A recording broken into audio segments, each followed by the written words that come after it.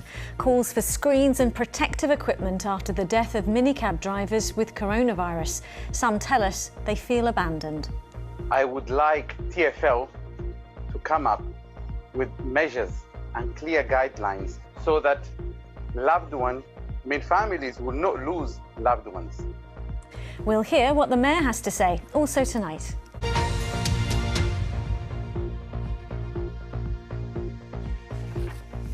Hello and a very warm welcome to the programme. First tonight, some minicab drivers have told us they feel let down and at risk doing their job. Thousands of them are still carrying out essential journeys, but say they're unsure how to protect themselves and their passengers. It's believed 6 drivers have died after contracting COVID-19. There are calls for screens in vehicles for better protection, and their union says it's looking at legal action to introduce better safety measures. Here's our transport correspondent, Tom Edwards. There are 111,000 minicab drivers in London.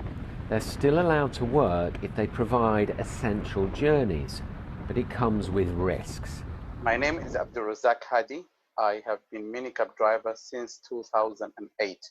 Hadi thinks he caught the virus while driving. Sometimes it's very, very difficult to breathe, and I really struggled. I was so worried that I was going to die. And the worst thing is I was worried that if I go to hospital, I might die alone. Like many other drivers, he feels abandoned by Transport for London, unsure how he's meant to protect himself. What would you like from TfL and the Mayor? I would like TfL to come up with measures and clear guidelines to protect drivers and passengers from infecting each other so that families will not lose loved ones. Do you feel let down by TfL? I feel let down by TfL. This disease, it's a killer. Ayub Akhtar was 33 and from Norwood in South London. A minicab driver, he died from coronavirus. Rajesh Jayasilan was 44 and lived in Harrow. He also died from COVID-19, one of what's believed to be 6 minicab drivers who have passed away.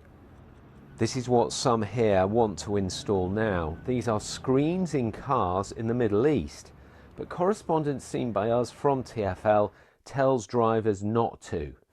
The drivers' union is now raising funds for a legal challenge to force TfL and the government to introduce safety standards.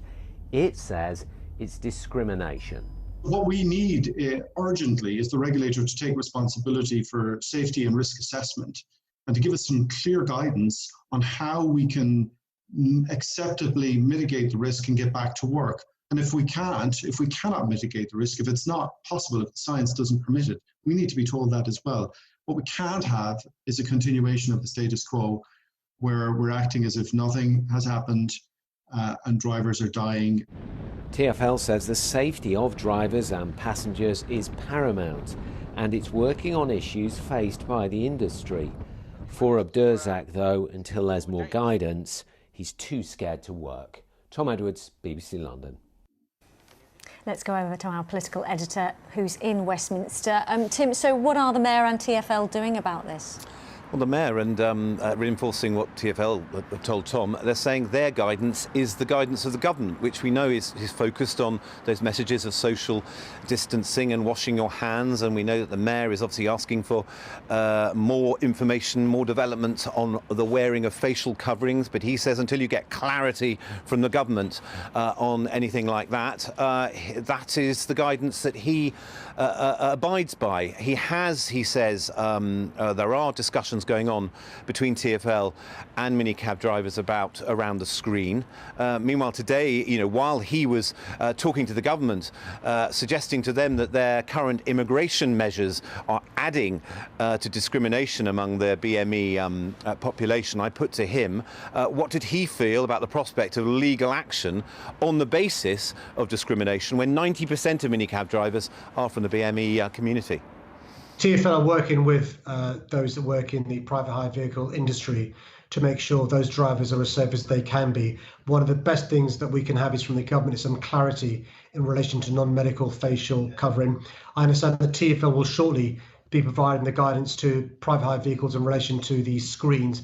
The key thing is we can't afford to have 100,000 different types of screens being operated in private hire vehicles. And that's why TfL are working with the private hire vehicle industry to make sure that there aren't any unintended safety hazards by these screens being fitted in a way that's dangerous to the passenger or the driver.